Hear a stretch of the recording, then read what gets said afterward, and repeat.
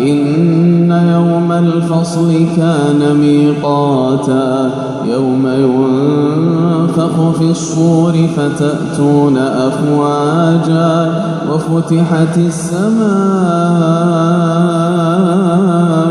فكانت أبوابا وسيرت الجبال فكانت سرابا إن جهنم كانت مرصادا للطاغين مآبا لابثين فيها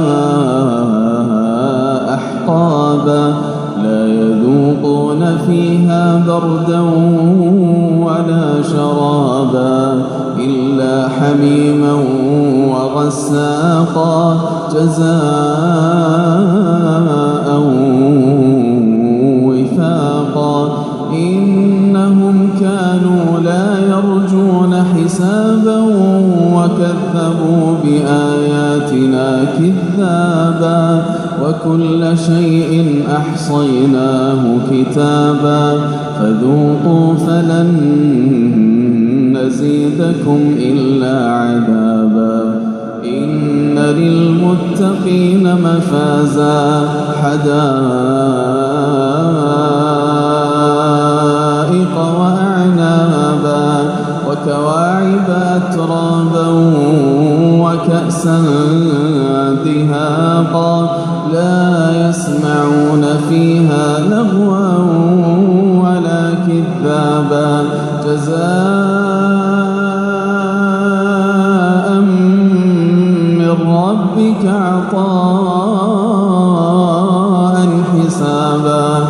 رب السماوات والأرض وما بينهما الرحمن لا يملكون منه خطابا يوم يقوم الروح والملائكة صفا لا يتكلمون إلا من أذن له الرحمن وقال صوابا ذلك اليوم الحق فمن شاء اتخذ إلى ربه مآبا إنا أنذرناكم عذابا قريبا